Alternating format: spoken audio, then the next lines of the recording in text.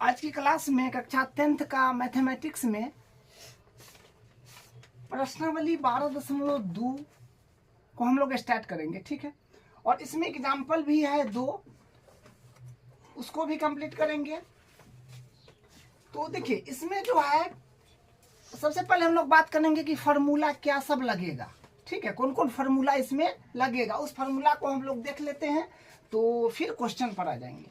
तो देखिए यहाँ पर हेडिंग लिखा है त्रिज्यखंड और वृत्तखंड के क्षेत्रफल। तो हम लोग त्रिज्यखंड और वृत्तखंड के बारे में पहले देख लेते हैं। तो त्रिज्यखंड और वृत्तखंड जो है ना, त्रिज्यखंड और वृत्तखंड जो है ये वृत्त का कटा हुआ जो है हिस्सा है, उसी को हम लोग बोलते हैं त्रिज्यखंड और वृत्तखंड। त्रिज्यखंड जो होगा वो वृत्त में त्रिज्या के द्वारा कटा हुआ खंड होगा, टुकड़ा होगा, उसको अब हम बोलेंगे त्रिज्यखंड। और वृत्तखंड जो होगा वृत्त में जीवा के द्वारा, जीवा होता है ना वृत्त में, परिधि के किन्हीं 2 बिंदु को मिलाने वाले लाइन को हम लोग बोलते हैं जीवा। तो जीवा के द्वारा कटा हुआ टुकड़ा को हम लोग बोलेंगे वृत्तखंड। तो आइए देखते हैं। तो जैसे मान लीजिए कि यहाँ पर एक रैंडम कोई वृत्त है, ये वृत्त है।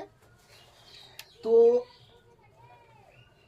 यहाँ पर कहीं केंद्र होगा, ये बीच में एकदम सेंटर पॉइंट ये है, मान लीजिए ये केंद्र है। तो यहाँ से ये परिधि को मिला देंगे केंद्र से, तो ये त्रिज्या हुआ। एक और इधर इस तरह से मिला देंगे तो ये भी क्या हुआ, त्रिज्या हुआ। ये दोनों त्रिज्या हुआ। तो ये त्रिज्या से इतना क्षेत्र कट गया, ठीक है, इतना क्षेत्र बना, यहाँ ये क्षेत्र बना, ये भी त्रिज्या है और ये भी त्रिज्या है। त्रिज्या का इतना एक टुकड़ा कट गया, ये खंड कट गया, इसी को हम लोग बोलते हैं त्रिज्यखंड। तो ये छोटा त्रिज्यखंड हुआ। ये हिस्सा के बाद तो फिर ऊपर में ये हिस्सा है ना, ये हिस्सा तो फिर है ये इसको रेड से दर्शाते हैं, इसे ये हिस्सा है, ये हिस्सा है। तो 2 त्रिज्या, मतलब ये 2 त्रिज्या है, ठीक है। एक ये त्रिज्या है और एक ये त्रिज्या है। तो 2 त्रिज्या से एक छोटा टुकड़ा बना और एक बड़ा टुकड़ा बना। तो ये छोटा टुकड़ा जो है ना, इसको हम लोग बोलते हैं लघु त्रिज्यखंड, ठीक है। इसको बोलेंगे लघु त्रिज्यखंड। ये हो जाएगा लघु त्रिज्यखंड, लघु त्रिज्यखंड, ठीक है। छोटा हिस्सा है इसलिए इसको बोलेंगे लघु त्रिज्यखंड। और उसके बाद ये जो ऊपरी हिस्सा जो बना, जो बड़ा हिस्सा है, ये काट के निकाल देने के बाद अगर मान लीजिए कि ये टुकड़ा मतलब ये टुकड़ा कटा हुआ है, ये अगर निकल जाएगा तो इतना हिस्सा बचेगा। तो इतना हिस्सा तो बड़ा है ना, इससे तो बड़ा है। तो बड़ा है तो इसको हम लोग बोलेंगे दीर्घ त्रिज्यखंड, दीर्घ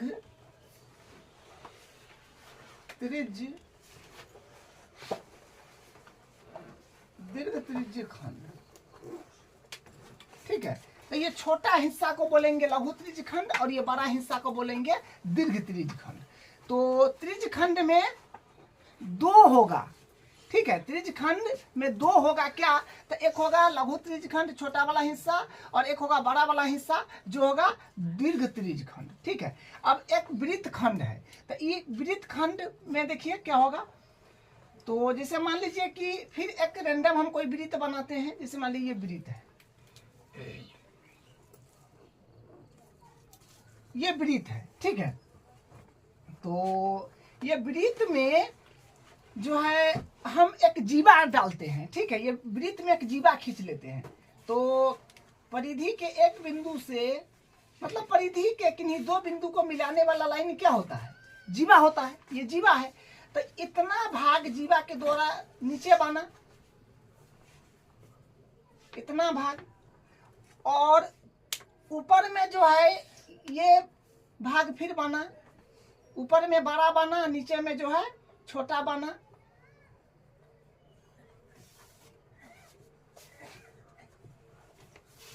ये जो है ऊपर में बड़ा हिस्सा बना और ये नीचे में छोटा हिस्सा बना, ठीक है। तो कहने का मतलब है कि छोटे हिस्सा को जो है ना, ये छोटे हिस्सा को जीवा द्वारा काटा गया। अगर वृत्त में हम एक जीवा खींच रहे हैं तो एक छोटा हिस्सा बन रहा है और एक बड़ा हिस्सा बन रहा है। तो छोटा हिस्सा को हम लोग बोलेंगे क्या? छोटा हिस्सा को लघु वृत्त खंड। जैसे इसमें त्रिज्या से जो कटा हुआ भाग था, तो छोटा भाग को हम क्या बोले थे? छोटा भाग को हम बोले थे लघु त्रिज्य खंड, और बड़ा भाग को दीर्घ त्रिज्य खंड। तो उसी प्रकार इसमें जीवा द्वारा कटा हुआ हिस्सा है, तो छोटा हिस्सा को हम लोग बोलेंगे, छोटा वाला क्षेत्र को, ये वाला जो है इसको बोलेंगे लघु वृत्त खंड। ये हो जाएगा लघु वृत्त खंड, ठीक है। और ये बड़ा वाला जो हिस्सा है, ये बड़ा वाला हिस्सा, ये हिस्सा, इसको हम लोग बोलेंगे बड़ा वाला को दीर्घ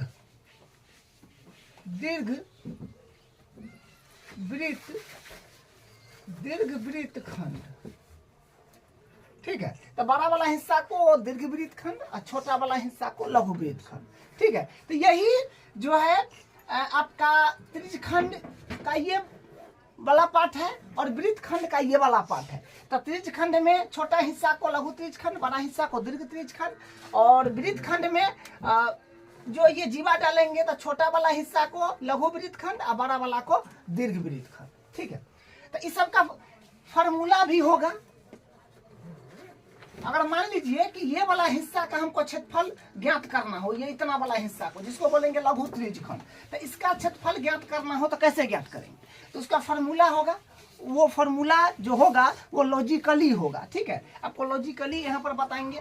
और दीर्घ त्रिज्य खंड, तो ये वाला भाग हुआ ना, अगर इसका क्षेत्रफल निकालना हो तो इसका भी फॉर्मूला अभी आप देखेंगे, तो फॉर्मूला से दीर्घ त्रिज्य खंड का वैल्यू भी निकाल पाएंगे, ठीक है।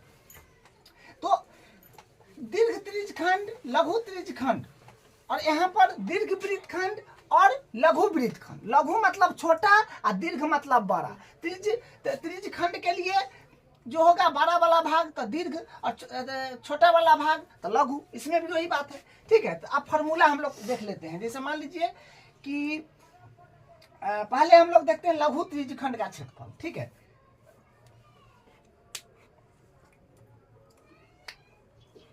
पहला फॉर्मूला मान लीजिए, लघु त्रिज्य खंड का क्षेत्रफल निकालना हम चाह रहे हैं। लघु त्रिज्य खंड का क्षेत्रफल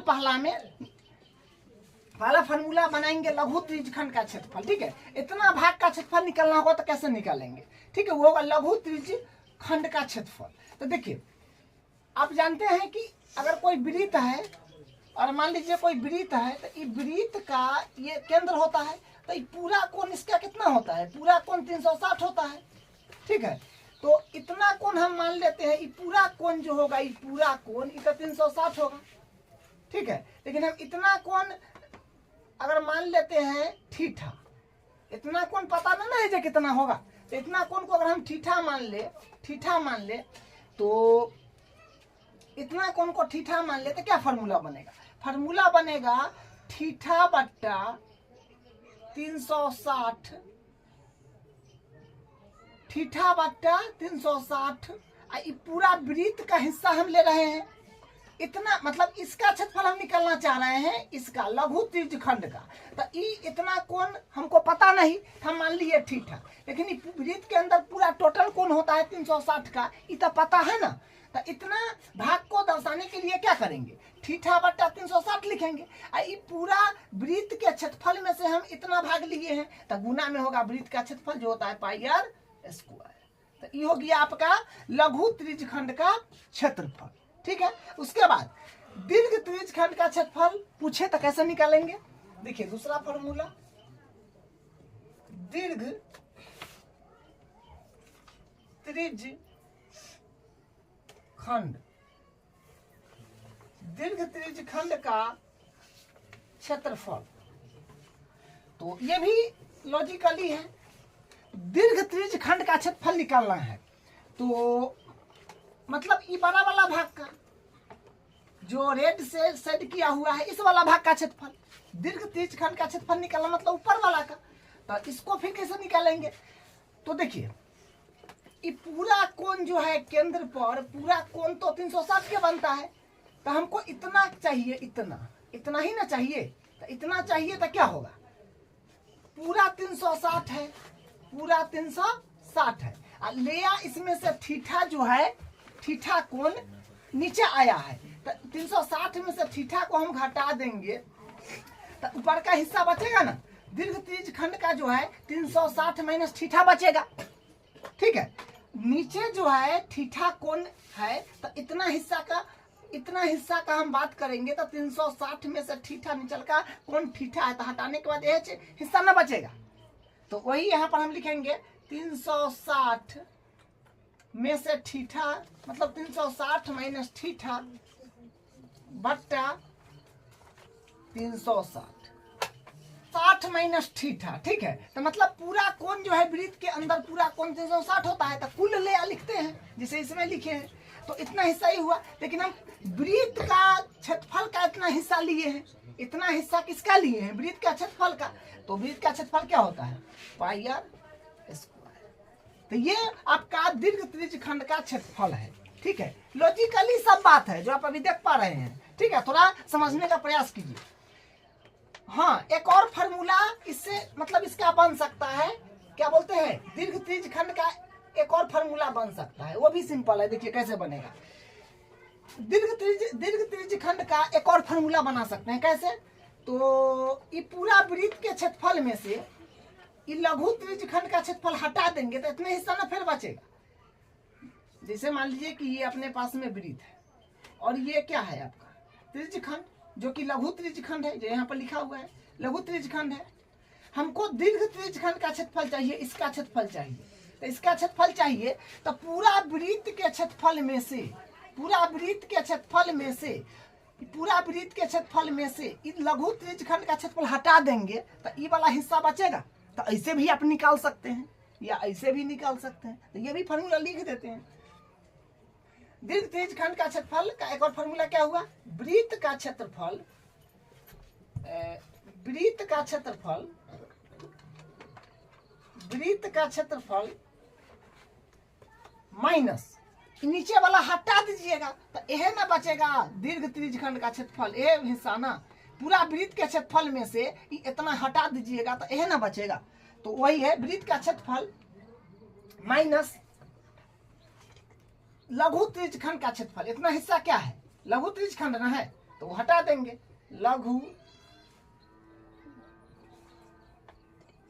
लघु त्रिज्य खंड का क्षेत्रफल, ठीक है। तो दीर्घ त्रिज्य खंड का फार्मूला आप ये भी लगा सकते हैं और ये भी लगा सकते हैं। दोनों फार्मूला से आंसर एकदम करेक्ट वही आएगा, ठीक है। अब देखिए, तो यहाँ से हम लोग क्या है 1 2 इसको 3 मान लीजिए। तीसरा फार्मूला जो है यहाँ से हम लोग निकाल लिए। चौथा फार्मूला एक इसी से निकलेगा, क्या देखिए चौथा फार्मूला देखिए क्या निकलेगा। आपसे पूछ लिया जाएगा, मतलब क्वेश्चन में पूछ लिया जाता है कि चाप की लंबाई बताइए, चाप की लंबाई। तो चाप की लंबाई मतलब ये आपसे पूछ लिया करेगा क्वेश्चन में, ठीक है। क्वेश्चन में आपसे पूछ लेगा कि चाप की लंबाई ज्ञात कीजिए, तो वो भी तो पता होना चाहिए ना। तो चाप की लंबाई ये हुआ, ये आपका जो है चाप की लंबाई हुआ। तो चाप की लंबाई कैसे निकालेंगे, तो देखिए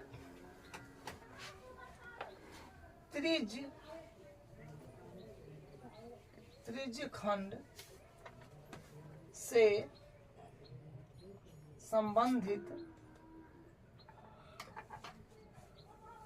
त्रिज्य खंड से संबंधित चाप की लंबाई। त्रिज्य खंड से संबंधित है ना है चाप की लंबाई।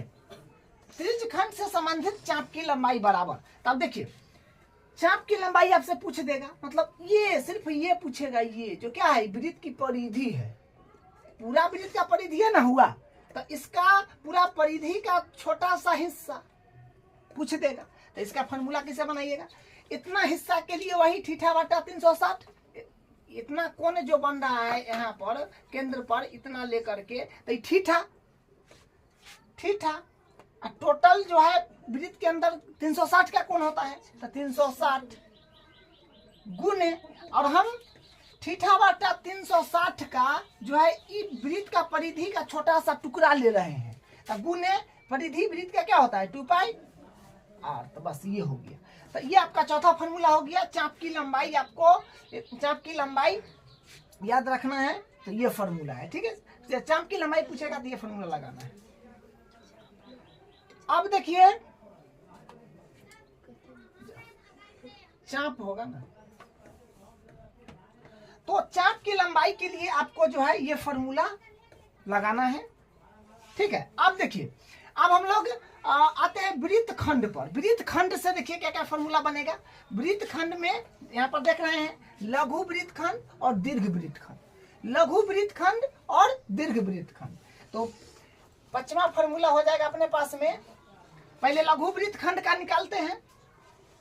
लघु वृत्त खंड, लघु वृत्त खंड का क्षेत्रफल। देखिए सारा फार्मूला लॉजिकल है, ठीक है, लॉजिकली सब फार्मूला यहाँ पर निकाला गया है, तो आप समझ सकते हैं। थोड़ा ध्यान दीजिएगा तो आपको समझ में आ जाएगा, ठीक है। लघु वृत्त खंड का क्षेत्रफल। अब हम लोग लघु वृत्त खंड का क्षेत्रफल निकालना चाह रहे हैं, तो देखिए, तो ये एक बार फिर डायग्राम बनाते हैं। ये है लघु वृत्त खंड का क्षेत्रफल। तो जीवा को मतलब परिधि के किसी 2 बिंदु से मिला दीजिएगा। परिधि के किसी 2 बिंदु को मिलाने वाला लाइन क्या होता है, जीवा होता है। और ई वाला क्षेत्र जो है आपका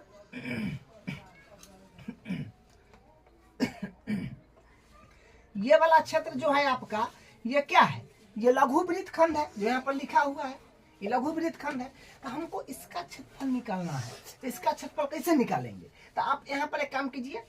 एक केंद्र, वृत्त में तो केंद्र होगा ना, तो केंद्र मान लीजिए यहाँ पर है, और केंद्र से परिधि के कहीं भी मिलाइएगा तो क्या होगा, त्रिज्या होगा। इधर भी मिला दीजिए तो त्रिज्या, कितना भी मिला दीजिए उससे क्या फर्क पड़ता है, त्रिज्या होता है। तब इतना को पूरे को देखिएगा, इतना पूरे को, तो आपको ये सर यहाँ पर तो बन रहा है त्रिज्य खंड।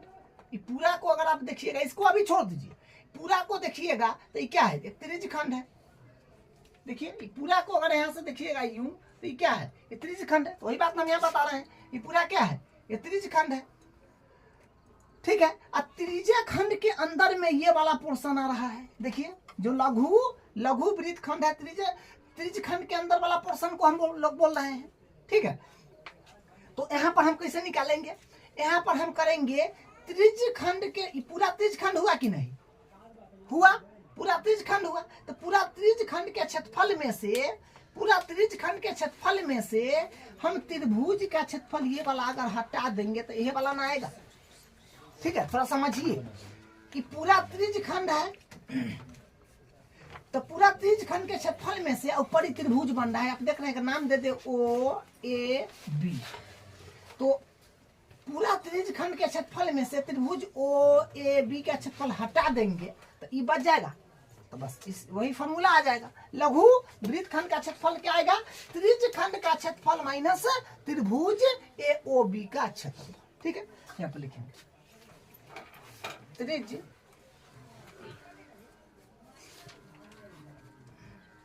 त्रिज्य खंड का क्षेत्रफल माइनस त्रिभुज AOB का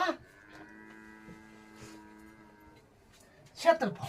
तो त्रिभुज AOB का क्षेत्रफल, तो ये हो गया आपका क्या, लघु वृत्त खंड का क्षेत्रफल। समझ गए। अब एक जो मतलब लघु वृत्त खंड का क्षेत्रफल तो हो गया, अब दीर्घ वृत्त खंड का क्षेत्रफल चाहिए, जो ऊपर वाला भाग है, बड़ा वाला भाग। तो दीर्घ वृत्त खंड का क्षेत्रफल कैसे निकालेंगे, तो छठा फॉर्मूला हो जाएगा।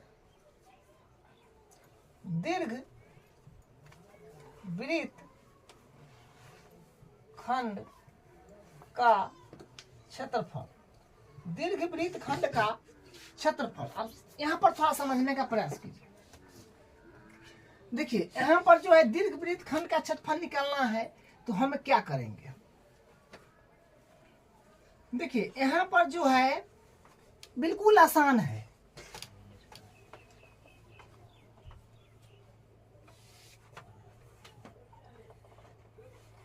मतलब जो है लघु वृत्त खंड था, ये वाला पोर्शन, ठीक है, ये वाला पोर्शन। तो हमको तो अब बड़ा वाला का चाहिए, बड़ा वाला का चाहिए। तो बड़ा वाला का निकालने के लिए हम यहाँ पर जो है ये कर सकते हैं, पूरा वृत्त के क्षेत्रफल में से, पूरा वृत्त के क्षेत्रफल में से लघु वृत्त खंड का क्षेत्रफल हटा देंगे, ठीक है। पूरा वृत्त का क्षेत्रफल में से लघु वृत्त खंड का, पूरा वृत्त के क्षेत्रफल में से लघु वृत्त खंड का क्षेत्रफल हटा देंगे तो क्या आएगा, दीर्घ वृत्त खंड का क्षेत्रफल आएगा कि नहीं। पूरा वृत्त के क्षेत्रफल में से लघु वृत्त खंड का क्षेत्रफल हटा देंगे तो दीर्घ वृत्त का क्षेत्रफल आ जाएगा। तो वही बात यहाँ पर लिखेंगे, वृत्त का क्षेत्रफल माइनस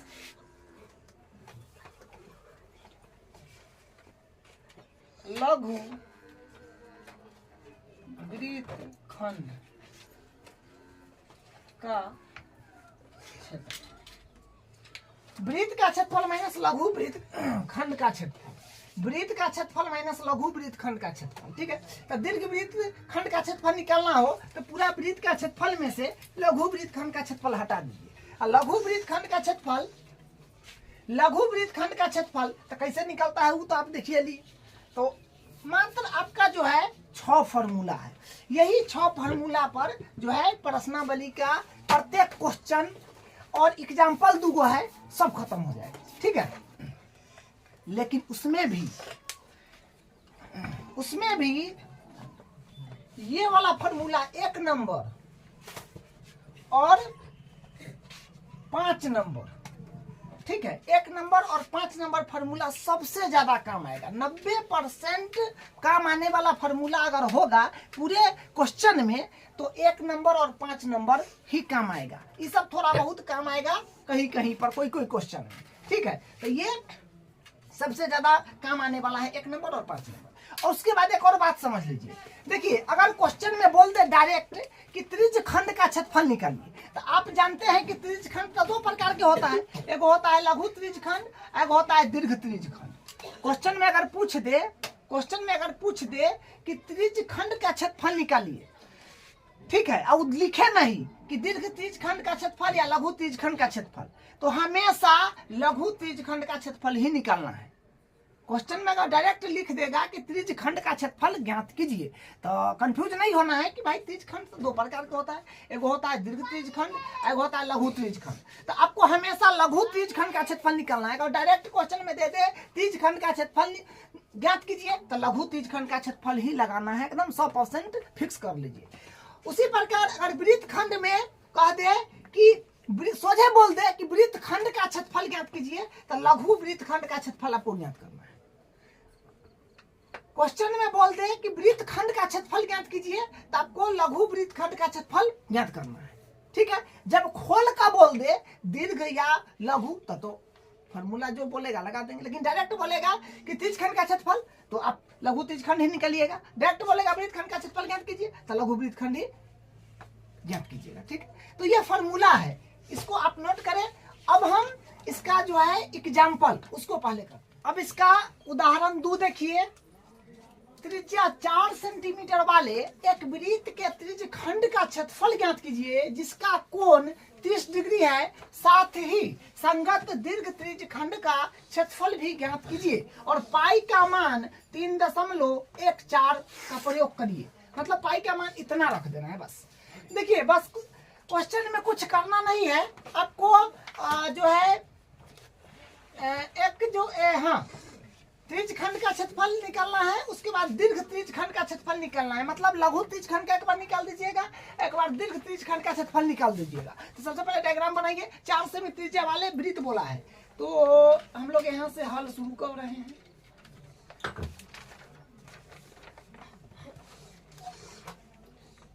चार सेमी त्रिज्या वाला वृत्त बोला है, केंद्र मान लीजिए यहाँ पर होगा कहीं, तो ये हो गया 4 सेमी त्रिज्या। 4 सेमी वाला एक वृत्त के त्रिज्य खंड का क्षेत्रफल ज्ञात कीजिए। त्रिज्य खंड का क्षेत्रफल ज्ञात तो करना है, वो पता है। और ये कोण जो है दे दिया है जिसका कोण 30 डिग्री है, तो 30 डिग्री यहाँ पर भर दीजिए। साथ ही संगत दीर्घ त्रिज्यखंड का क्षेत्रफल ज्ञात कीजिए। मतलब आपको ये लघु त्रिज्यखंड का क्षेत्रफल ज्ञात कर लेना होगा।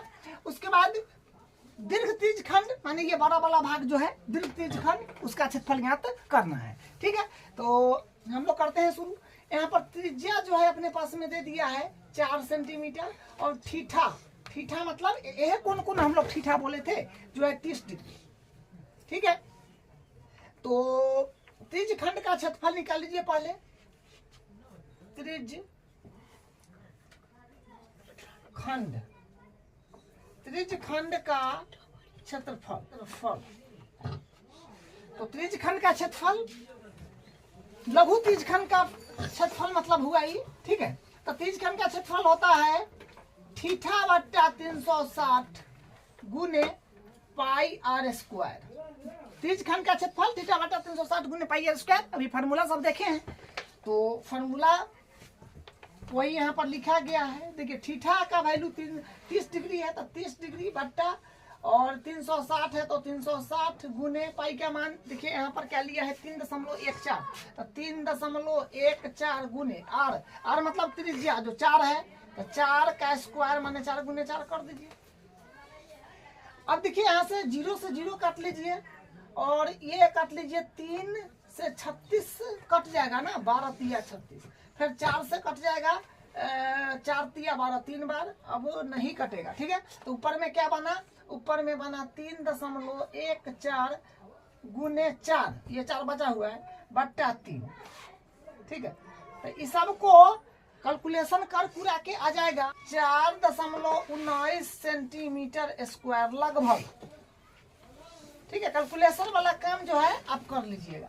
तो बस इस सबको कैलकुलेशन करिएगा तो 4.19 सेंटीमीटर स्क्वायर जो है आ जाएगा। ठीक है, अब इसका दीर्घ त्रिज्यखंड का क्षेत्रफल निकाल लेते हैं। दूसरा पार्ट में दीर्घ त्रिज्यखंड, दीर्घ त्रिज्यखंड का क्षेत्रफल, तो फॉर्मूला आप जानते हैं 360 माइनस थीटा बट्टा 360 गुने pi r square, pi r square. तो 360 माइनस थीटा 30 डिग्री है, तो 30 डिग्री बट्टा 360 गुने पाई का मान तो ये लेना है 3.14 गुने आर स्क्वायर, मतलब त्रिज्या जो है 4, तो 4 का स्क्वायर माने 4 गुने 4 कर दीजिए। अब इसको घटा लीजिए तो क्या आएगा 330 बट्टा 360 गुने 3.14 गुने 4 गुने 4। ठीक है, एक 0 से 0 काट लीजिएगा तो ई कट जाएगा 11 तिया 33, तो 12 तिया 36, 12 तिया 36, 11 तिया 33। ठीक है, 4 तिया 12, तो क्या बचा 4 तिया 12। तो देखिए अपने पास में बचा 11 गुने 3.14 गुने 4 बट्टा 3। सबको कैलकुलेशन कर लीजिएगा तो आएगा 46.1 सेमी स्क्वायर लगभग में आ जाएगा, लगभग। ठीक है, तो यही इसका आंसर है। अब इसका प्रश्न नंबर 1 देखिए, 6 सेंटीमीटर त्रिज्या वाले एक वृत्त के एक त्रिज्यखंड का क्षेत्रफल ज्ञात कीजिए जिसका कोण 60 डिग्री है। तो बिल्कुल आसान क्वेश्चन है, बस फॉर्मूला लगाना है और आंसर को लाना है। ठीक है, तो देखिए क्या बोला है 6 सेंटीमीटर त्रिज्या वाला एक वृत्त, तो रेंडम हम एक वृत्त बना लेते हैं। ये मान लीजिए एक रेंडम कोई वृत्त है, इसका त्रिज्या बोला है 6 सेंटीमीटर, तो यहाँ पर केंद्र मान लीजिए ये त्रिज्या हो गया जो 6 सेंटीमीटर हो जाएगा। 6 सेंटीमीटर त्रिज्या वाला वृत्त के एक त्रिज्यखंड का क्षेत्रफल, मतलब इसका क्षेत्रफल आपको बताना है ना, त्रिज्यखंड हुआ, त्रिज्या का खंड है ना, है इसका क्षेत्रफल आपको बताना है। त्रिज्यखंड का क्षेत्रफल ज्ञात किया जिसका कोण, हाँ कोण तो बता दिया ना, कोण दे दिया आपका 60 डिग्री। तो कहने का मतलब आर हो गया त्रिज्या 6 सेंटीमीटर और थीटा मतलब कोण हो गया 60 डिग्री, 60 डिग्री। ठीक है, तो त्रिज्यखंड का क्षेत्रफल ज्ञात कीजिए। इसमें ये नहीं ना बोला है कि लघु त्रिज्यखंड का क्षेत्रफल या दीर्घ त्रिज्यखंड का क्षेत्रफल, नहीं बोला है, सीधे बोला है त्रिज्यखंड का क्षेत्रफल ज्ञात कीजिए। तो आपको बताए हैं त्रिज्यखंड का क्षेत्रफल बोले तो आप लघु त्रिज्यखंड का क्षेत्रफल निकालना है आपको, ठीक है। तो यहाँ पर लिखेंगे त्रिज्यखंड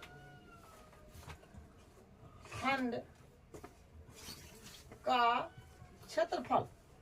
सीधे त्रिज्यखंड का क्षेत्रफल बोले तो लघु त्रिज्यखंड वाला फॉर्मूला लगाना है।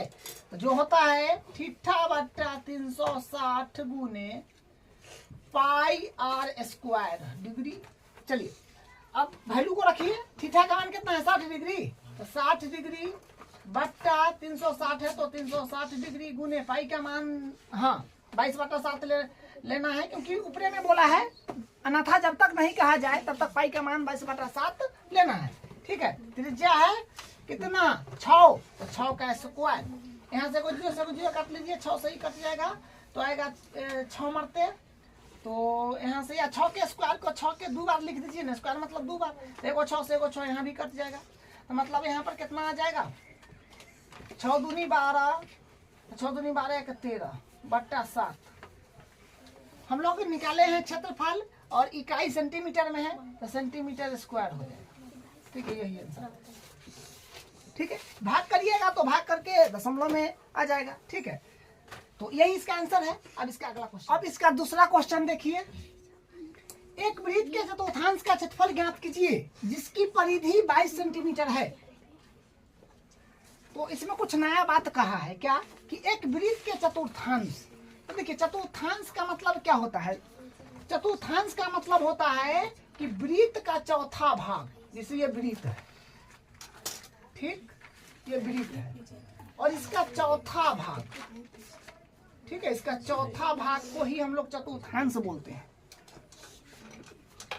चतुर्थांश, ठीक है। तो वृत्त का चौथा भाग को चतुर्थांश बोलते हैं। तो इसी का एक भाग ले लेना है, इनने से लीजिए या इनने से लीजिए या इनने से लीजिए या इनने से, मतलब किसी तरफ वाला एक भाग ले लीजिए। जैसे मान लीजिए हम इस तरफ वाला ले लेते हैं, चाहे इस तरफ वाला, तो उन्हें वाला मिटाना पड़ेगा, ये मिटाना पड़ेगा, ठीक है। तो ये हो गया इस तरह से। वृत्त का चौथा भाग लेना है, 4 भागों में बांटने के बाद एक भाग को हिस्सा ले लीजिए, वही बोला है चतुर्थांश का क्षेत्रफल ज्ञात कीजिए। तो मतलब उसी का क्षेत्रफल, एक भाग जो लिए है उसका क्षेत्रफल निकाल दीजिए, ठीक है। और बोला है इसका परिधि दे दिया है, देखिए परिधि दिया है, तो परिधि दिया है तो यहां से लिखेंगे हम लोग वृत्त का परिधि। वृत्त का परिधि बराबर फार्मूला होता है 2 पाई r, ठीक है। अब परिधि दे रहे हैं तो पीछे पीछे रख दीजिए, जो 22 दिया है बराबर 2 गुने पाई के मान 22/7, r के मान तो ज्ञात करना है, तो यहाँ से आ जाएगा 22 से 22 तो कट गया, तो 22 से 22 कट गया यहाँ पर, ठीक है।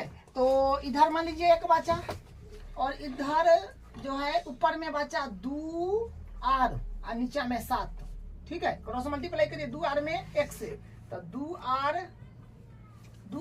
मतलब 2r में 1 से, तो 2r होगा ना बराबर 7 में 1 से, तो 7, तो फिर यहाँ से r बराबर हो जाएगा 7/2 सेंटीमीटर। तो r का वैल्यू ये आ जाएगा, ठीक है।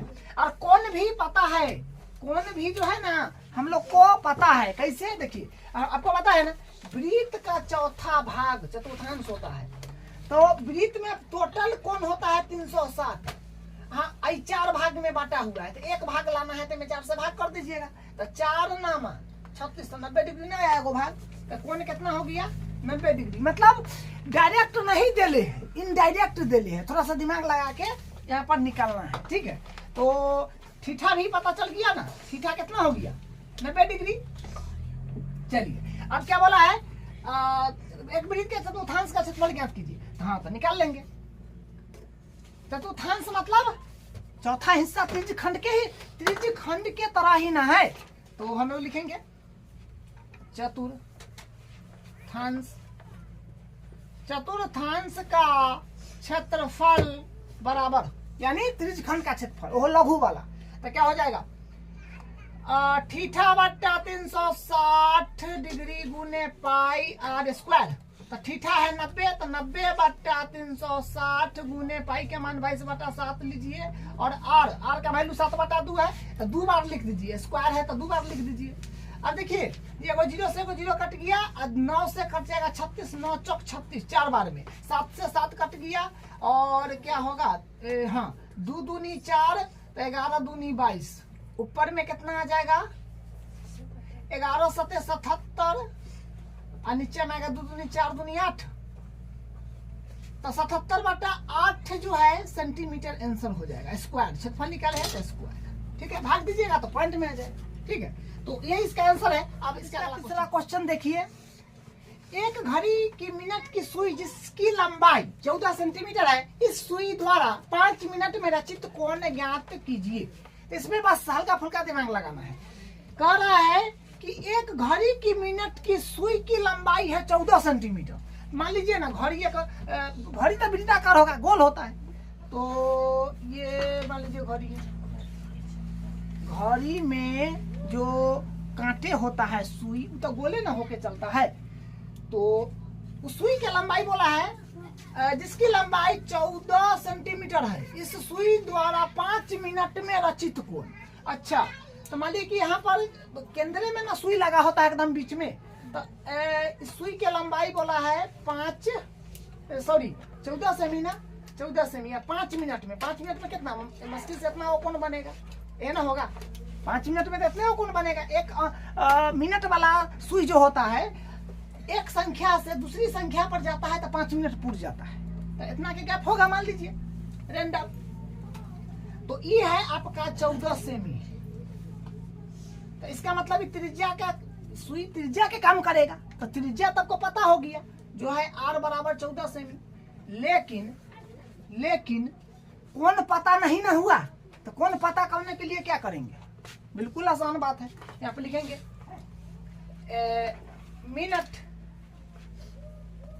मिनट की सुई द्वारा 60 मिनट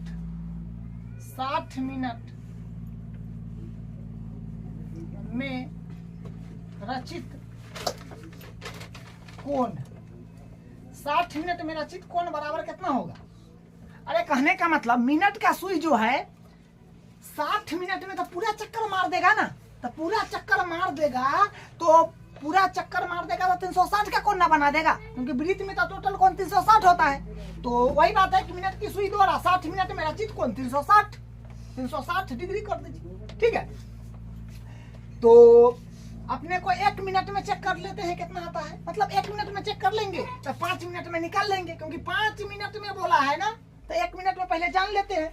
तो फिर की सुई द्वारा 1 मिनट में रचित कोण बराबर, तो क्या हो जाएगा 360 में भाग करना होगा 60 से, लेकिन हमको चाहिए 5 मिनट में, तो फिर लिखेंगे मिनट की सुई द्वारा 5 मिनट में रचित कोण, तो 360/60 गुना हो जाएगा 5 से, इससे ही कट जाएगा, और इससे 6 से भी तो ही कट जाएगा ना, 36 क्या मरतबे 6 मरतबे, तो माने 30 आ जाएगा। ठीक है, 30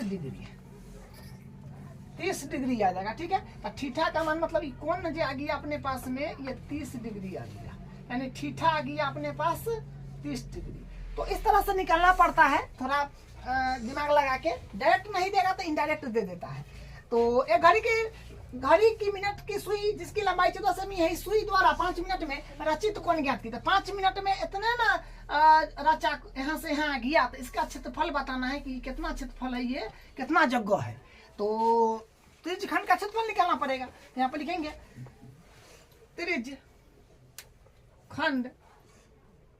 का क्षेत्रफल मतलब लघु त्रिज्यखंड। ठीक है, सीधे त्रिज्यखंड बोलने का मतलब लघु त्रिज्यखंड। ठीक है, त्रिज्यखंड का क्षेत्रफल थीटा बट्टा 360 गुने पाई r स्क्वायर, तो थीटा का मान हम लोग अभी 30 डिग्री लाए हैं, बट्टा 360 गुने पाई का मान 22/7 फर्स्ट में बोला है ना, अन्यथा जब तक नहीं कहा जाए तब तक पाई का मान 22/7 ही लेना है। और आर के वैल्यू, आर मतलब 14, सुई की लंबाई 14 है तो वही त्रिज्या के काम करेगा, तो स्क्वायर है तो 14 को 2 बार लिख दीजिए। 0 से 0 कट गया, 3 से कट जाएगा 36, 12 तिया 36 और 7 दूनी 14 और फिर 2 छक 12, फिर 3 दूनी 6, 7 दूनी 14, तो कर कुरा के देखिए कितना रहा है, 22 7 हो जाएगा, 7 दूनी 14, 7 दूनी 14 15/3 सेमी स्क्वायर। क्षेत्रफल निकाले है तो स्क्वायर हो जाएगा। ठीक है, भाग दीजिएगा दशमलव में आ जाएगा। ठीक है, तो यही इसका आंसर है। अब इसका चौथा क्वेश्चन देखिए, 10 सेमी त्रिज्या वाले एक वृत्त की कोई जीवा केंद्र पर एक समकोण अंतरित करती है, निम्नलिखित के क्षेत्रफल ज्ञात कीजिए। पहला में संगत वृत्तखंड, दूसरा में संगत दीर्घ त्रिज्य खंड और पाई का मान 3.14 रखना है। तो मतलब ये दोनों का क्षेत्रफल बताना है। ठीक है, तो पहले डायग्राम बना लेते हैं। 10 सेमी त्रिज्या वाले एक वृत्त, तो यहां से हल करेंगे, यहां से हल शुरू है। ठीक है, 10 सेमी त्रिज्या वाला वृत्त बोला गया है। मान लीजिए ये वृत्त है, 10 सेमी त्रिज्या वाला एक वृत्त बना लिए रेंडम। तो यहाँ केंद्र होगा कहीं बीच में एकदम, ये हो गया, त्रिज्या है 10 और जीवा भी बोला है, तो जीवा मतलब इसको मिलाना पड़ेगा आपको, ये जीवा हो जाएगा। ठीक है, ये जीवा होगा, इसको मिलाना पड़ेगा, यह ना जीवा हुआ। परिधि के किन्हीं दो बिंदु को मिलाने वाला लाइन जो होता है वो जीवा होता है, ये जीवा होगा। 10 सेमी तो लिख भी दीजिए ना, 10 सेमी, ये 10 है तो ये भी 10 होगा, क्योंकि दोनों तो त्रिज्या ही है। केंद्र से कहीं भी परिधि को मिला दीजिएगा, सब त्रिज्या होता है जो आप जानते हैं। तो ये 10 है तो ये भी 10 है। ठीक, एक वृत्त की कोई जीवा, तो वही जीवा है, ये जीवा है। ठीक है, केंद्र पर एक समकोण अंतरित करती है। तो यहाँ पर देख लीजिए, ये जो है ना, ये केंद्र पर जो कोण यहाँ बनेगा वो समकोण बनेगा, मतलब 90 डिग्री। समकोण मतलब 90 डिग्री। ठीक है, ये बात है। तो कहने का मतलब यहाँ से आर्क जो है अपने पास में 10 सेंटीमीटर है और कोण माने थीटा जो है 90 डिग्री है। ठीक है, क्वेश्चन फर्स्ट का जवाब देना है कि संगत वृत्त खंड का क्षेत्रफल। तो निकालेंगे, लिखेंगे संगत वृत्त खंड, संगत वृत्त खंड का क्षेत्रफल, संगत वृत्त खंड का क्षेत्रफल फार्मूला लगाना होगा। ठीक है, जो आप जानते हैं। तो देखिए, संगत वृत्त खंड का क्षेत्रफल का मतलब क्या हुआ कि आपको ये वाला पोर्शन बताना है, ये वाला संगत, वही ना हुआ संगत वृत्त खंड। संगत मतलब संगत वृत्त खंड मतलब छोटा। ठीक है, संगत वृत्त खंड, लघु वृत्त खंड और दीर्घ वृत्त खंड का नाम नहीं खोला है, लेकिन सीधे वृत्त खंड बोलेगा। तो आपको बताए हैं लघु वाला को ही निकालना होगा। तो ये वाला पोर्शन पूछा है, मतलब ये वाला का क्षेत्रफल। ठीक है, तो संगत वृत्तखंड का क्षेत्रफल मतलब इसको त्रिभुज नाम दे दीजिए ना, इस केंद्र को मान लीजिए और इसको ए बी, जीवा को ए बी मान लीजिए, ए बी मान लीजिए। ठीक है, तो हम लोग अब क्या बोलते हैं, वृत्तखंड का क्षेत्रफल कैसे निकालते हैं, पूरा त्रिज्या, क्योंकि यहाँ से यहाँ तक तो त्रिज्या का खंड है, तो त्रिज्य खंड का क्षेत्रफल माइनस त्रिभुज का क्षेत्रफल कर, मतलब माइनस कर देंगे त्रिभुज का क्षेत्रफल, तो यही ना आएगा। तो लिखेंगे त्रिज्य खंड का क्षेत्रफल, त्रिज्य खंड का क्षेत्रफल माइनस त्रिभुज ए ओ बी का क्षेत्रफल। त्रिज्य खंड का क्षेत्रफल माइनस त्रिभुज का क्षेत्रफल, पूरा त्रिज्य खंड हुआ और इतना त्रिभुज हुआ, हटा दीजिएगा तो वृत्त खंड का ही क्षेत्रफल बचेगा। ठीक है, तो बस इस पर वैल्यू को रखिए। तो त्रिज्य खंड का क्षेत्रफल होता है थीटा बट्टा 360 गुने पाई आर स्क्वायर माइनस, और त्रिभुज का क्षेत्रफल देखिए यहाँ पर थोड़ा ध्यान देना है। त्रिभुज का क्षेत्रफल जब भी बोले तो त्रिभुज का क्षेत्रफल में देखिए, जब भी आपका 90 डिग्री कोण दिया हो ना, तो 90 डिग्री कोण का मतलब क्या होता है, इसे 90 डिग्री कोण का मतलब समकोण त्रिभुज, 90 डिग्री कोण का मतलब समकोण त्रिभुज। तो ये आपका लंब हो गया और ये आधार हो गया। तो आप त्रिभुज का क्षेत्रफल में ये वाला फार्मूला लगाइएगा, 1/2 गुने आधार गुने ऊंचाई, आधार गुने ऊंचाई, ठीक है। अरे समकोण यहाँ पर ना है, समकोण पर अंतरित हो रहा है ना, तो समकोण है तो समकोण त्रिभुज में लंब और कर्ण और आधार होता है। तो लंब आपका ऊंचाई क्या काम करेगा, आधार आपका जो है जो चाहिए आधार है, ये कर्ण से अपने को कोई मतलब ही नहीं है, ठीक है। तो समकोण जब भी बोले 90 डिग्री तो ये वाला फॉर्मूला आप लगा दीजिए, ठीक है।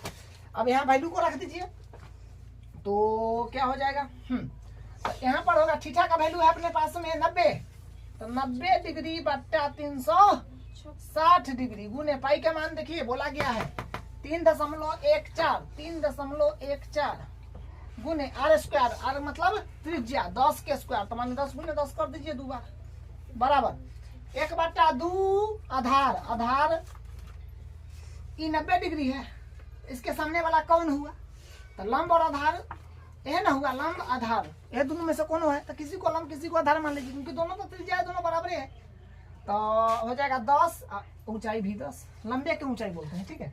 अब इसको काट पीट कर लीजिए तो क्या आ जाएगा 2 पंचे 10, यहाँ से आ जाएगा 2 पंचे 10, तो और यहाँ से 0 से इसको काट लीजिए और 9 चौक 36, और देखिए 9 चौक 36 1 मिनट, यहाँ पर जो है 3.14 है, तो इसको 10 मतलब 10 गुने 10 माने 100 से गुना करिएगा तो 314/4 आ जाएगा माइनस, और यहाँ पर 10 पचे 50 हो जाएगा, ठीक है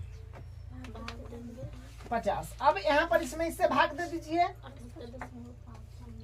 78.5, देखिए 314 में 4 से भाग दीजिएगा 78.5 आएगा माइनस, आप 50 है तो 50 को घटा लीजिए 28.5 आ जाएगा, ठीक है 28.5 सेमी स्क्वायर, यही आंसर है। बस इसका फर्स्ट वाला का आंसर हो जाएगा, ठीक है। तो बस फार्मूला पर बैठाना है, वैल्यू को रखना है, कैलकुलेशन करना है, आंसर आ जाएगा। अब इसका दूसरा पार्ट भी है, तो दूसरा पार्ट को भी हम लोग कर लेते हैं। देखिए दूसरा पार्ट में क्या कहा है, संगत दीर्घ त्रिज्य खंड, तो बोल दिया ना दीर्घ त्रिज्य खंड बोल दिया, तो दीर्घ त्रिज्य खंड का फार्मूला लगा दीजिए, दीर्घ त्रिज्य खंड का क्षेत्रफल, तो फार्मूला होता है 360 डिग्री माइनस थीटा बट्टा 360 गुने पाई आर स्क्वायर। वैल्यू सब यहाँ लिखा हुआ है, वैल्यू को जमाइए, 360 डिग्री माइनस थीटा का वैल्यू 90 है, 90 बट्टा 360 डिग्री गुने पाई का मान 3.14 लेना है, आर का वैल्यू मतलब त्रिज्या 10 है तो 10 गुने 10 कर दीजिए, तो यहाँ से फिर घटाइए तो आ जाएगा 0, और 15 में से 9 गया 16 में से 9 गया 7 ना 270 आ जाएगा, और यहाँ पर नीचे 360 है तो 360 डिग्री, सब डिग्री ये है, डिग्री में चल रहा है, और इधर कितना आ जाएगा 314, एक 0 से एक 0 काट लीजिएगा, और ये काट लीजिएगा आप 3 नमा 27 4 नमा 36, 314 में 3 से गुना करिएगा तो 9 से 42 आएगा, और बट्टा में 4, ठीक है। इसको भाग दीजिएगा तो आ जाएगा 23.5 सेंटीमीटर स्क्वायर जो है भाग देने पर आ जाएगा, तो यही इसका 5वां क्वेश्चन देखिए, त्रिज्या 21 सेंटीमीटर वाले वृत्त का एक चाप केंद्र पर 60 डिग्री का कोण अंतरित करता है, ज्ञात कीजिए। पहला है चाप की लंबाई, दूसरा में है चाप द्वारा बनाए गए त्रिज्य खंड का क्षेत्रफल, और तीसरा में है संगत जीवा द्वारा बनाए गए वृत्त खंड का क्षेत्रफल। 3 चीज ज्ञात करना है, तो सबसे पहले डायग्राम बनाइए, यहाँ से हल हो जाएगा, ठीक है। 21 सेमी त्रिज्या वाला वृत्त, तो रैंडम एक वृत्त बना लीजिए, यहाँ पर ये केंद्र है, तो त्रिज्या 21 सेमी बोला है, तो ये हो गया 21 सेमी त्रिज्या है ना, तो 21 सेमी हो गया, ये भी दोनों त्रिज्या ही है, 21 सेमी हो गया, ठीक है। त्रिज्या 21 सेमी वाले वृत्त का एक चाप केंद्र पर 60 डिग्री का कोण बनाता है, मतलब ये जो है ना 60 डिग्री का कोण बना रहा है चाप, इसको यहाँ से मिला दीजिए, ठीक है। त्रिज्या 21 सेमी वाले वृत्त का एक चाप केंद्र पर 60 डिग्री का कोण अंतरित करता है, ज्ञात कीजिए, तो ये बात है, मतलब डायग्राम बन गया, ठीक है। तो यहाँ से देख लीजिए आप कि आर का वैल्यू जो है 21 सेंटीमीटर हो गया और थीटा का वैल्यू हो गया 60 डिग्री। ठीक है, तो पहला का काम कर लीजिए ना। पहला में है चाप की लंबाई बताना है, तो पहला चाप की लंबाई, पहला में चाप की लंबाई निकालना है। तो लंबाई जानते हैं फॉर्मूला आप लोग क्या होता है, थीटा बट्टा 360 डिग्री गुने 2 पाई आर। तो थीटा का वैल्यू अपने पास में 60 है, तो 60 बट्टा 360 गुने 2 गुने पाई का मान अपने पास में बोला है, नहीं बोला है, तो 22 बट्टा 7। ठीक है, नहीं बोलेगा तो पाई का मान 22 बट्टा 7 और आर का वैल्यू जो है 21 है, तो 21। बस काटा पीटी कर लीजिए, 0 से 0 कट गया, 6 से 36 कट जाएगा 6 मरते, और फिर 7 21, 3 दूनी 6 और 2 से 2 कट गया, 22 आ रहा है, 22 आ जाएगा। ठीक है, 22 सेंटीमीटर हो जाएगा अपने पास में चाप की लंबाई। ठीक है, अब इसका दूसरा पार्ट कर लेते हैं। तो दूसरा पार्ट में है चाप द्वारा बनाए गए त्रिज्य खंड का क्षेत्रफल। तो मतलब ये वाला त्रिज्य खंड का क्षेत्रफल आपको निकालना है, मतलब लघु त्रिज्य खंड का क्षेत्रफल। तो यहाँ पर हम लिखेंगे त्रिज्य खंड का क्षेत्रफल, त्रिज्य खंड का क्षेत्रफल। तो त्रिज्य खंड का क्षेत्रफल होता है थीटा बट्टा 360 डिग्री गुने पाई आर स्क्वायर। त्रिज्य खंड तो मतलब लघु निकलना है, समझ गए, या फिर यहाँ पर चाप द्वारा बनाए गए बोलिए दिया था, इससे भी पता चल रहा है। तो थीटा का वैल्यू 60 है ना, तो 60 बट्टा 360 गुने पाई का वैल्यू 22 बट्टा 7 लीजिए, आर का वैल्यू है 21, तो स्क्वायर है तो 2 बार लिख दीजिए। तो 0 से 0 काटिए और 6 से ये कट जाएगा 36, 6 मरते, 7 21, 3 दूनी 6, 2 से 22 कट गया 11 मरते, सबके कर पूरा के आपको आ जाएगा 231 सेमी स्क्वायर। क्षेत्रफल है तो स्क्वायर हो जाएगा। ठीक है, सब कैलकुलेट करिएगा, 231 सेमी स्क्वायर जो है दूसरा का आंसर आ जाएगा। अब तीसरा देखिए क्या बोला है, संगत जीवा द्वारा बनाए गए वृत्तखंड का क्षेत्रफल। तो ये भी आसान है, संगत जीवा द्वारा बनाए गए वृत्तखंड का क्षेत्रफल। तो डायरेक्ट लिखिए ना, वृत्तखंड का क्षेत्रफल। तो वृत्तखंड का क्षेत्रफल बराबर, तो देखिए वृत्तखंड का क्षेत्रफल निकालना आप जानते हैं, ये वृत्तखंड हुआ, संगत जीवा द्वारा यही ना हुआ छोटा वाला, ये इसका क्षेत्रफल आपको बताना है। तो ये पूरा हुआ त्रिज्य खंड। त्रिज्य खंड के क्षेत्रफल में से त्रिभुज का क्षेत्रफल हटा देंगे, तो नाम दे दीजिए OAB। तो वही काम यहाँ पर करेंगे, त्रिज्य खंड का क्षेत्रफल AOB का क्षेत्रफल, वृत्तखंड का क्षेत्रफल त्रिज्य खंड का क्षेत्रफल माइनस त्रिभुज AOB का क्षेत्रफल। ठीक है, तो त्रिज्य खंड का क्षेत्रफल क्या होता है, थीटा बट्टा 360 गुने पाई आर स्क्वायर।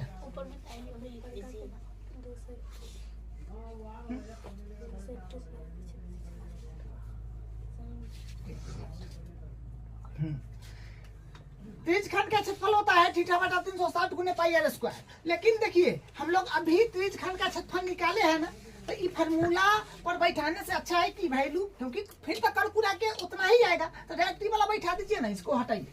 तो 231 माइनस त्रिभुज का क्षेत्रफल में फिर यहाँ पर दिमाग लगाना पड़ेगा। त्रिभुज का क्षेत्रफल में थोड़ा ध्यान देना होगा। यहाँ पर जो है ना, पहले समझ लीजिए, जैसे देखिए यहाँ पर क्या है कि देखिए इस प्रकार का त्रिभुज है, बस थोड़ा ध्यान देना है आपको। ये है 60 डिग्री, और आप जानते हैं कि ये वाला भी त्रिज्या है। तो ये त्रिज्या है ये, और ये तो दोनों ये कैसे कैसे होगा, माने दोनों बराबर होगा। तो ये भुजा बराबर हो गया, तो बराबर हो गया, तो बराबर भुजा का समूह कोण भी बराबर हो जाएगा। और त्रिभुज के तीनों कोणों का योग होता है 180 डिग्री, जिसमें से 60 ई भेल है, तो 120 बचा। ये दोनों कोण बराबर है, क्यों? क्योंकि इसका दोनों भुजा बराबर है, तो बराबर भुजाओं के समूह कोण बराबर होते हैं। तो बराबर करने के लिए 60 में बांटना पड़ेगा, एहो 60 करना पड़ेगा। पक्का बात है? ठीक है, तो मतलब ये हो गया समबाहु त्रिभुज। तो समबाहु त्रिभुज का यहाँ क्षेत्रफल निकालना पड़ेगा। तो यहाँ पर जो है तीनों कोण 60 का हो गया, तो तीनों कोण 60-60 के हो गया तो मतलब समबाहु त्रिभुज हो गया। तो समबाहु त्रिभुज का क्षेत्रफल, त्रिभुज का क्षेत्रफल मतलब समबाहु त्रिभुज का क्षेत्रफल। यहाँ पर समबाहु त्रिभुज का क्षेत्रफल हो जाएगा समबाहु, समबाहु, समबाहु त्रिभुज का क्षेत्रफल जो होता है 231 माइनस √3/4 गुने भुजा स्क्वायर होता है। समबाहु त्रिभुज का क्षेत्रफल √3/4 गुने भुजा स्क्वायर, ये फॉर्मूला होता है। ठीक है, तो 231 है तो 231 माइनस √3 है तो √3/4 एडिट भुजा कितना है, तब भुजा इसका यह है ना 21 होगा। समबाहु त्रिभुज माना तो सब भुजा इसका 21 ना होगा, तो 21 लिखना होगा, 21 का स्क्वायर होगा। तो यहाँ से क्या बनेगा 231 माइनस √3/4 गुने 21 का स्क्वायर होता है 441। हाँ, तो यहाँ से फिर क्या आ जाएगा, यहाँ से आ जाएगा अपने पास 231 माइनस 441 √3/4। ठीक है, यही आंसर हो जाएगा। ठीक है, इतना सेमी स्क्वायर मतलब ये डिफिकल्ट है, थोड़ा भारी भरकम है, इसलिए इतने पर छोड़ दीजिए। इसका उदाहरण 3 देखिए। आकृति 12.9 में ये आकृति है, दर्शाए गए वृत्तखंड का क्षेत्रफल ज्ञात कीजिए यदि वृत्त की त्रिज्या 21 सेंटीमीटर है और कोण AOB बराबर 120 डिग्री है और पाई के मान 22/7 लेना है। देखिए कोण भी दे दिया, त्रिज्या भी दे दिया। ठीक है, और आपको ज्ञात करना है, मतलब बताना है वृत्त खंड का क्षेत्रफल, वृत्त खंड का क्षेत्रफल ज्ञात कीजिए। तो वृत्त खंड का क्षेत्रफल ज्ञात करना है तो फॉर्मूला लगा दीजिए। तो यहाँ पर हम लोग लिखेंगे वृत्त खंड का क्षेत्रफल बराबर, आप जानते हैं वृत्त खंड अगर बोले तो लघु वृत्त खंड पूछ रहा है इसका मतलब। ठीक है, तो वृत्त खंड का क्षेत्रफल, तो देखिए आप ध्यान से यहाँ तक क्या है, ये त्रिज्य खंड है। तो त्रिज्य खंड का क्षेत्रफल में से त्रिभुज का क्षेत्रफल अगर हम हटा देते हैं तो यह बचेगा। ठीक है, तो हम यहाँ पर लिखेंगे त्रिज्य खंड का क्षेत्रफल, त्रिज्य खंड का क्षेत्रफल माइनस त्रिभुज AOB का क्षेत्रफल, यही होगा ना वृत्त खंड का क्षेत्रफल। त्रिज्य खंड का क्षेत्रफल माइनस त्रिभुज का क्षेत्रफल, पूरा ये आपका त्रिज्य खंड हो गया और ये हुआ आपका त्रिभुज AOB। तो त्रिज्य खंड के क्षेत्रफल में से त्रिभुज का क्षेत्रफल हटा दीजिएगा तो यह वृत्त खंड का क्षेत्रफल बचेगा। तो यही फॉर्मूला है। तो त्रिज्य खंड का क्षेत्रफल का फॉर्मूला जो होता है ये होता है θ/360 गुने πr² माइनस त्रिभुज वाला बात आ गया तो यहाँ पर फिर थोड़ा सोचना है, दिमाग लगाना है। ठीक है, यही समझने वाला जो है बात है। 3 कंडीशन आपको ध्यान रखना है त्रिभुज का, जिसमें आपको समकोण वाला बता दिए, समबाहु वाला बता दिए। इसमें देखिए क्या होगा। तो एक काम कर लीजिए ना, पहले लिख लीजिए थीटा का वैल्यू अपने पास में दिया है 120, कोण 120 है, और आर के वैल्यू भी तो 21 दिया है। अब देखिए यहाँ पर थोड़ा ध्यान देना होगा इस बात का कि त्रिभुज का क्षेत्रफल में मतलब क्या करना होगा। ठीक है, तो हम ये त्रिभुज का डायग्राम बनाते हैं सीधा करके माने ऐसे। ठीक है, थोड़ा ध्यान से समझिएगा। ये त्रिभुज है अपने पास में ओ, मतलब नहीं समझे, इसको सीधे ऊपर कर दिए, इसको सोझे ऊपर कर दिए, सोझे ऊपर कर दिए। तो OAB। अब सुनिए ध्यान से, ये कोण अपने पास में है 120।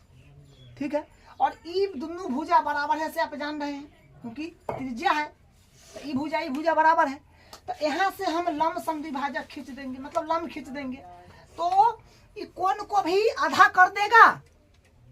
ठीक है, कोण को भी आधा कर देगा और इसको भी समद्विभाजित कर देगा। ठीक है, लंब समद्विभाजक सामने वाले भुजा को 2 भाग में बांटता है, उस पर लंब होता है, ये जो है ये लंबवत होगा। तो यानी ये कोण हो जाएगा अपने पास में 60 डिग्री, क्योंकि टोटल तो 120 है, हम समद्विभाजित कर दिए, दोनों कोण बराबर है। समद्विबाहु त्रिभुज में ऐसा पॉसिबल है। ठीक है, ये आपका जो है मतलब ये कई बार आपको हम बताए हुए हैं, ठीक है। तो ये हो गया 60, 120 पूरा था तो 60 हो गया, और यहाँ पर लंब पड़ गया, इसको समविभाजित ए बी को भी कर दिया, ठीक है। तो यहाँ पर ये बात आ गया, ठीक है। और ये भुजा लिख दीजिए ना कैसे है। अब देखिए यहाँ पर थोड़ा सा समझने का प्रयास कीजिए, इसका नाम कुछ दे दीजिए ना, मान लीजिए पी दे देते हैं, ठीक है। तो देखिए त्रिभुज का क्षेत्रफल निकालने के लिए अपने पास में देखिए पहला नंबर इसमें हम फॉर्मूला लगा देंगे ए ओ, मतलब त्रिभुज ए ओ बी का क्षेत्रफल में 1/2 गुने आधार गुने ऊंचाई का फॉर्मूला हम लगाएंगे, ठीक है। तो आधार ऊंचाई पता होना चाहिए ना, तो आधार ऊंचाई पता करने के लिए यहाँ पर त्रिकोणमिति वाला कॉन्सेप्ट लगाना पड़ेगा, ठीक है। तो समझते हैं, देखिए देखिए जिस कोण की सापेक्ष बात की जाए, कोण यहाँ पर है, जिस कोण की सापेक्ष बात की जाए उसके सामने वाला भुजा लंब होता है, तो लंब हो गया आपका, लंब हो गया। और 90 के सामने वाला हमेशा कर्ण होता है, तो ये कर्ण हो गया, और ये आधार तो फिक्स हो गया, ठीक है, ये आधार हो गया। तो हम लोग मतलब निकालना है लंब और आधार, देखिए ना 1/2 गुने आधार गुने ऊंचाई, तो लंब और आधार निकालना है। तो लंब निकालने के लिए कर्ण और लंब में संबंध ले लीजिए, कर्ण और लंब में, या लंब बटा कर्ण कर लीजिए। तो यहाँ पर क्या होगा, त्रिभुज ए ओ पी बी में कोण पी बराबर 90 डिग्री। तो यहाँ पर क्या हो जाएगा, देखिए लंब बटा कर्ण ले रहे हैं, ठीक है, लंब और कर्ण का संबंध, लंब बटा कर्ण, तो ये होता है अपने पास में साइन थीटा, लंब बटा कर्ण साइन थीटा, ठीक है। तो लंब कितना है अपने पास में नहीं है, तो नाम दे दीजिए क्या है, पीबी। तो पीबी कर्ण तो है ना 21, तो 21 बराबर साइन 60, मतलब साइन थीटा के वैल्यू तो 60 है, तो 60। अब इसको कैलकुलेशन करना होगा, तो पीबी बट्टा 21 बराबर साइन 60 का वैल्यू होता है √3/2, ठीक है। साइन 60 का वैल्यू √3/2। अब इसको क्रॉस मल्टीप्लाई कर लीजिए, तो यहां से क्या आ जाएगा, 2 पीबी बराबर 21√3। तो मतलब यहाँ से पीबी के जब आप बराबर करेंगे तो 21√3/2 हो जाएगा। तो पीबी का वैल्यू तो आ गया। अब थोड़ा सा यहाँ पर ध्यान दीजिएगा, पीबी का वैल्यू तो आ ही गया, तो पीबी के दुगुना करिएगा तो ये आ जाएगा, पूरा बन जाएगा, क्योंकि इस पर लंब डाले तो इसको समविभाजित भी तक हो रहा है, ठीक है। इसका दुगुना करिएगा तो आपका जो है ए बी आ जाएगा, क्योंकि हमको ए बी ना चाहिए। उसके बाद यहाँ पर फिर क्या बोलते हैं, ये भी तो निकालना है, आधार भी तो निकालना है। आधार निकालना है तो फिर इसमें त्रिकोणमिति लगाना पड़ेगा। तो अब ले लीजिए आधार बटा कर्ण ले लीजिए, ठीक है। फिर त्रिभुज ओ पी बी में कोण पी बराबर 90 डिग्री। तो यहाँ पर फिर क्या हो जाएगा, आधार बटा कर्ण में संबंध ले लीजिए। तो आधार बट्टा पूरा लिख देते हैं, आधार बट्टा कर्ण। तो आधार बट्टा कर्ण क्या होता है, कॉस थीटा। तो आधार अपने पास में नहीं है तो नाम दे दीजिए जो ओपी हो जाएगा। कर्ण जो है इतना 21 है, और कॉस थीटा मतलब 60, कौन है 60, तो ओपी बट्टा 21 बराबर कॉस 60 का वैल्यू होता है 1/2, ठीक है। अब इसको क्रॉस मल्टीप्लाई कर लीजिए, तो यहाँ से आ जाएगा पीबी में, तो मतलब 2 पीबी हो जाएगा बराबर 21, सॉरी ओपी ना, 2 ओपी बराबर 21। तो ओपी बराबर यहाँ से आ जाएगा 21/2। तो मतलब सब चीज हम निकाल लिए, लंबा आधार सब निकल गया है। अब यहाँ पर बस वैल्यू को जमा दीजिए। तो त्रिभुज का क्षेत्रफल वही फॉर्मूला लगाना है, 1/2 गुने आधार गुने ऊंचाई, 1/2 गुने आधार गुने ऊंचाई त्रिभुज का क्षेत्रफल। अब यहाँ पर वैल्यू को सिर्फ रख दीजिए। थीटा का मान कितना है 120, तो 120/360 गुने पाई का मान बोल दिया है 22/7, तो 22/7 गुने त्रिज्या 21, तो स्क्वायर है तो 2 बार कर दीजिए ना, माइनस 1/2 आधार। ठीक है, तो आप ध्यान दीजिए, आधार ये पूरा हो जाएगा यहाँ तक। अब आधार ये कंसीडर किया जाएगा क्योंकि लंब डाला हुआ है, तो आधार ये पूरा हो जाएगा। ये तो मतलब त्रिकोणमिति लगा है उसके साथ अक्सर लंबा आधार लिखे हैं, लेकिन अभी त्रिभुज में बात करेंगे तो आधार ए बी हो जाएगा पूरा, ए बी। तो ए बी होगा तो कहने का मतलब ए बी होगा तो ए बी जो होगा तो इसको आप ऐसे लिखना दीजिए, आधार ए बी होगा ना, ए बी। ऐसे चलिए एक बार लिख दीजिए, ए बी गुने ऊंचाई, ऊंचाई आपका ये हो जाएगा है ना, ओपी हो जाएगा, ओपी। ठीक है, बस कैलकुलेशन तो करना है। 12 तिया 36, 3 से ही काट दीजिए, 3 7 21, 7 से 7 भी कट गया, तो माने इधर तो कैलकुलेशन बड़ी आसान हो गया, इधर बस भर दीजिए। तो 1/2 गुने ए बी। अब देखिए ध्यान से, एकरे दुगुना करिए, ए बी का मतलब हुआ, ए बी का मतलब हुआ 2 गुने, क्योंकि एकरे दुगुना से तो ए बी आएगा, बीपी के दुगुना करिएगा तो ए बी आ जाएगा, क्योंकि लंब डाले हैं तो समद्वि भाजित भी कर रहा है, तो दुगुना लिख सकते हैं ना किसको, पी बी का। ठीक है, गुने ओपी का वैल्यू रख दीजिए, ओपी का वैल्यू कितना है 21/2, तो 22 गुने 21 तो 462 माइनस 1/2, तो एक काम कीजिए ना, ये कट जाएगा 2 से 2।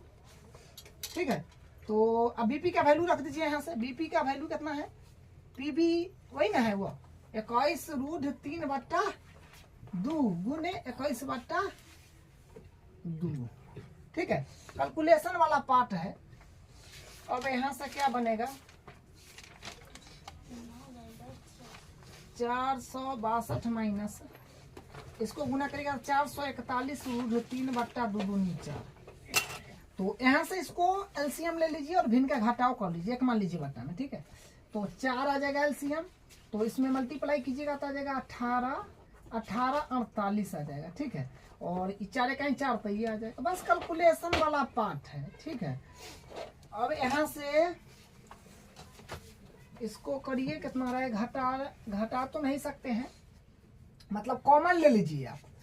ठीक है, कॉमन लीजिएगा, यहाँ से 21 कॉमन ले लीजिए। ठीक है, इस दोनों में से 21 कॉमन आ रहा है, तो 21 कॉमन लीजिएगा तो क्या बचेगा, और बट्टा में 4 है, इसको यहीं पर कर लीजिए, तो 88 माइनस 21√3 सेमी स्क्वायर, यही इसका आंसर हो जाएगा। देखिए बस यहाँ पर हल्का फुल्का कैलकुलेशन था। ठीक है, भिन्न के जोड़ करें और यहाँ पर कॉमन आ रहा था 21 कॉमन लिए। ठीक है, तो 21 कॉमन लीजिएगा तो ये बन जाएगा, और बट्टा में 4 है वो यहाँ पर लिख दीजिए। ठीक है, तो यही इसका जो है आंसर।